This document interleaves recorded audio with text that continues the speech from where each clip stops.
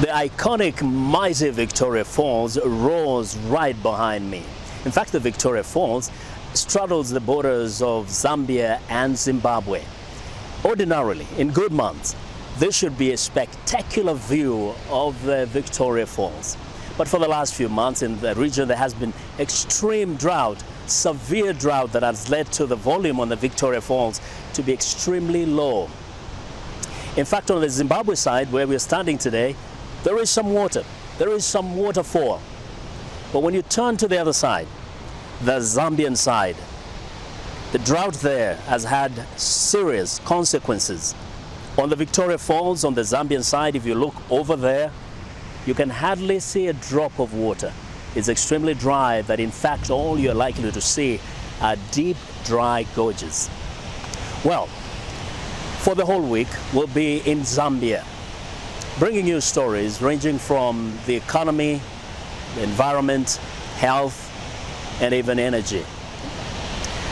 This is Vincent Makori, Managing Editor, Africa 54 in Zimbabwe.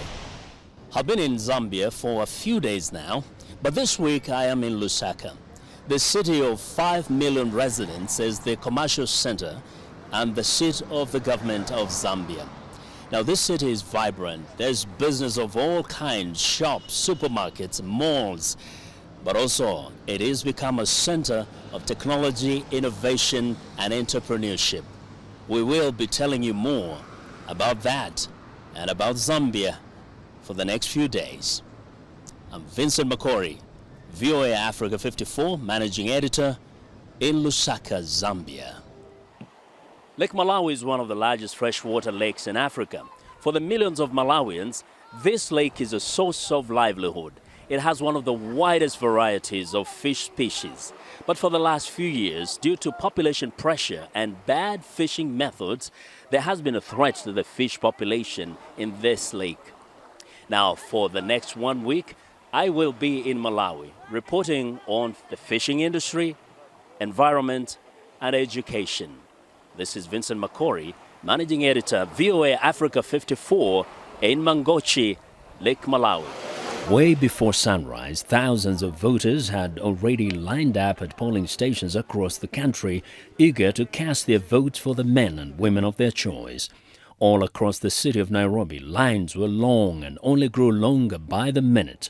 Some voters were all smiles after casting their votes without incident or delay, but many more had a lot to complain about.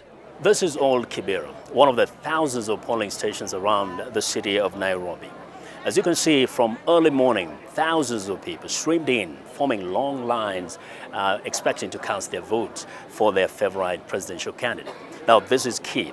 This particular polling station is in the stronghold of Mr. Raila Odinga, the presidential candidate for the opposition coalition, NASA. And this particular polling station is Mr. Raila Odinga's polling center. So we were expecting to see Mr. Raila Odinga soon after casting his vote right at this polling station. Finally, Raila Odinga arrived to cast his vote. The crowds were ecstatic and members of the press had a hard time as waves of people swirled around Mr. Odinga chanting praises. Incumbent President Uhuru Kenyatta voted in his home area, Gatundu, just outside of Nairobi. This polling center at St. George's Primary School in Nairobi seemed less crowded, mostly because the lines were moving smoothly. Here at the corner of Nairobi City, the lines were long, only 2 hours before polls officially closed.